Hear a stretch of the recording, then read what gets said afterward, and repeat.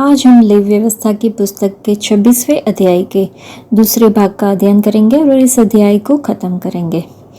फिर यदि तुम इसके उपरांत भी मेरी ना सुनोगे और मेरे विरुद्ध चलते ही रहोगे, तो मैं अपने न्याय में तुम्हारे विरुद्ध चलूंगा और तुम्हारे पापों के कारण तुमको 7 गुनी ताड़ना और भी दूंगा, और तुमको अपने बेटों और बेटियों का मांस खाना पड़ेगा।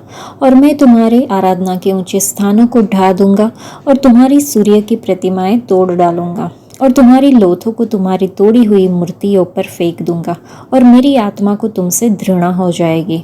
और मैं तुम्हारे नगरों को उजाड़ दूंगा और तुम्हारे पवित्र स्थानों को उजाड़ दूंगा, और तुम्हारा सुखदायक सुगंध ग्रहण न करूंगा। और मैं तुम्हारे देश को सूना कर दूंगा, और तुम्हारे शत्रु जो उसमें रहते हैं वे इन बातों के कारण चकित होंगे। और मैं तुमको जाति जाति के बीच तितर बितर करूंगा और तुम्हारे पीछे पीछे तलवार खींचे रखूंगा, और तुम्हारा देश सुना हो जाएगा और तुम्हारे नगर उजाड़ हो जाएंगे। तब जितने दिन वह देश सुना पड़ा रहेगा और तुम अपने शत्रुओं के देश में रहोगे, उतने दिन वह अपने विश्राम कालों को मानता रहेगा। तभी वह देश विश्राम पाएगा, अर्थात अपने विश्राम कालों को मानता रहेगा। जितने दिन वह सुना पड़ा रहेगा उतने दिन उसको विश्राम रहेगा, अर्थात जो विश्राम उसको तुम्हारे वहाँ बसे रहने के समय तुम्हारे विश्राम कालों में न मिला होगा, वह उसको तब मिलेगा। और तुम में से जो बच रहेंगे और अपने शत्रुओं के देश में होंगे, उनके हृदय में मैं कायरता उपजाऊंगा, और वे पत्ते के खड़कने से भी भाग जाएंगे, और वे ऐसे भागेंगे जैसे कोई तलवार से भागे, और किसी के बिना पीछा किए भी वे गिर पड़ेंगे। जब कोई पीछा करने वाला ना हो, तब भी मानो तलवार के भय से वे एक दूसरे से ठोकर खाकर गिरते जाएंगे, और तुमको अपने शत्रुओं के सामने ठहरने की कुछ शक्ति न होगी। तब तुम जाति जाति के बीच पहुंचकर नष्ट हो जाओगे, और तुम्हारे शत्रुओं की भूमि तुमको खा जाएगी। और तुम में से जो बचे रहेंगे वे अपने शत्रुओं के देश में अपने अधर्म के कारण गल जाएंगे, और अपने पुरखाओं के अधर्म के कामों के कारण भी वे उन्हीं के समान गल जाएंगे। पर यदि वे अपने और अपने पितरों के अधर्म को मान लेंगे, अर्थात उस विश्वासघात को जो मेरा करेंगे, और यह भी मान लेंगे कि हम यहोवा के विरुद्ध चले थे, इसी कारण वह हमारे विरुद्ध होकर हमें शत्रुओं के देश में ले आया है, यदि उस समय उनका खतना रहित हृदय दब जाएगा और वे उस समय अपने अधर्म के दंड को अंगीकार करेंगे, तब जो वाचा मैंने याकूब के संग बांधी थी और उसको मैं स्मरण करूंगा, और जो वाचा मैंने इसहाक से और जो वाचा मैंने अब्राहम से बांधी थी उनको भी स्मरण करूंगा, और इस देश को भी मैं स्मरण करूंगा। पर वह देश उनसे रहित होकर सुना पड़ा रहेगा, और उनके बिना सुना रहकर भी अपने विश्राम कालों को मानता रहेगा, और वे लोग अपने अधर्म के दंड को अंगीकार करेंगे, इसी कारण से कि उन्होंने मेरी आज्ञाओं का उल्लंघन किया था और उनकी आत्माओं को मेरी विधियों से घृणा थी। इतने पर भी जब वे अपने शत्रुओं के देश में होंगे, तब मैं उनको इस प्रकार नहीं छोड़ूंगा, और न उनसे ऐसे घृणा करूंगा कि उनका सर्वनाश कर डालूं और अपनी उस वाचा को तोड़ दूं जो मैंने उनसे बांधी थी, क्योंकि मैं उनका परमेश्वर यहोवा हूँ। परंतु मैं उनकी भलाई के लिए उनके पितरों से बांधी हुई वाचा को स्मरण करूंगा, जिन्हें मैं अन्य जातियों की आंखों के सामने मिस्र देश से निकाल कर लाया, कि मैं उनका परमेश्वर ठहरूं। मैं यहोवा हूँ। जो जो विधियाँ और नियम और व्यवस्था यहोवा ने अपनी ओर से इस्राएलियों के लिए सीनै पर्वत पर मूसा के द्वारा ठहराई थी, वे यही है।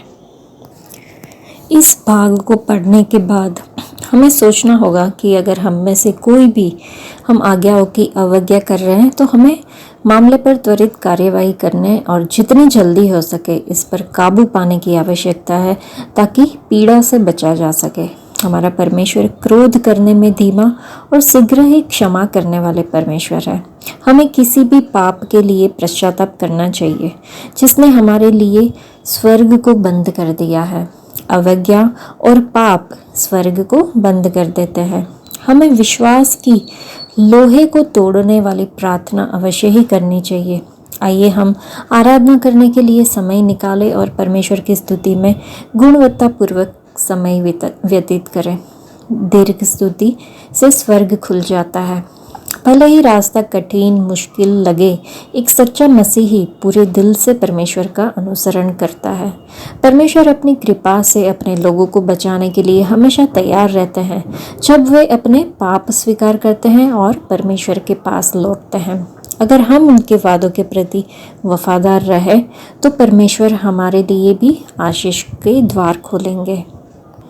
इस भाग में हम एक विनम्र स्वीकारोक्ति के बारे में भी देखते हैं कि और वे अपना अधर्म और अपने पुरखाओं का अधर्म मान लेंगे जो उन्होंने मेरे विरुद्ध किया है, और यह भी मान लेंगे कि उन्होंने मेरे विरुद्ध अपराध किया है।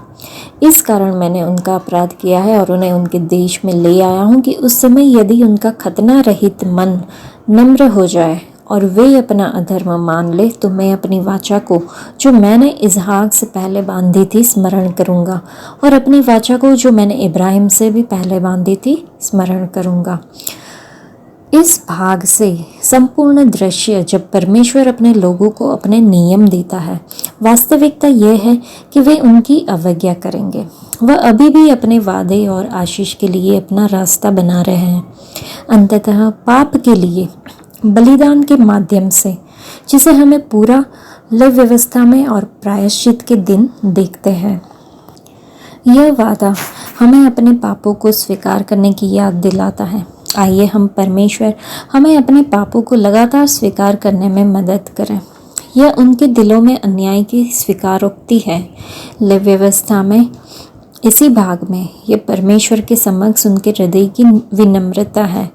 यह वह हृदय है जो परमेश्वर को प्रसन्न करता है। स्वीकारोक्ति वह कुंजी है जो परमेश्वर से आशीष का द्वार खोलती है, और विनम्रता वह कुंजी है जो परमेश्वर की कृपा का द्वार खोलती है। जैसे ही हम अपने मसीही जीवन के बारे में सोचते हैं, ये कुंजियाँ हमें दैनिक आधार पर चिन्हित करती है। विनम्र स्वीकारोक्ति, मानवता और स्वीकारोक्ति। इस अध्याय में परमेश्वर खतना रहित दिलों के बारे में बात करते हैं। खतना किया हुआ हृदय क्या होता है? आइए इसे समझने के लिए नए और पुराने नियम के कुछ भागों का हम अध्ययन करेंगे। पुराने नियम में उत्पत्ति के 17वें अध्याय के अनुसार पुरुष खतना जो परमेश्वर और इब्राहिम और उसकी पीढ़ियों के साथ वाचा का एक संकेत है। खतना इतना महत्वपूर्ण था कि इस्राएली 8वें दिन हर लड़के का खतना करते थे, भले ही वह शब्द का दिन ही क्यों ना हो। खतना की यह वाचा शरीर में थी, इसलिए यह अब मसीह में उपयोगी नहीं है, ऐसा नए नियम में लिखा हुआ है। मूसा ने इस्राएलियों से कहा, इसलिए अपने अपने मन का खतना करो और आज से हठ छोड़ दो, जो कि हमने व्यवस्था विवरण में पढ़ा था। इसके द्वारा मूसा एक और महत्वपूर्ण खतने की ओर इशारा कर रहे थे। नए नियम में हृदय का खतना बाहरी और शारीरिक खतना नहीं है, यह आत्मा में हृदय का खतना है। हृदय का खतना पापी स्वभाव को दूर कर देता है। इस प्रकार जो ऊपर हमने इस वचनों का जिस बारे में हमने पढ़ा, हम समझ सकते हैं कि हृदय का खतना परमेश्वर और आध्यात्मिक इस्राएलियों के बीच उनके पापी स्वभाव को दूर करने के लिए एक आध्यात्मिक समझौता है। शरीर का खतना इस्राएली मनुष्य का चिन्ह है और हृदय का खतना एक आत्मिक इस्राएली का चिन्ह है।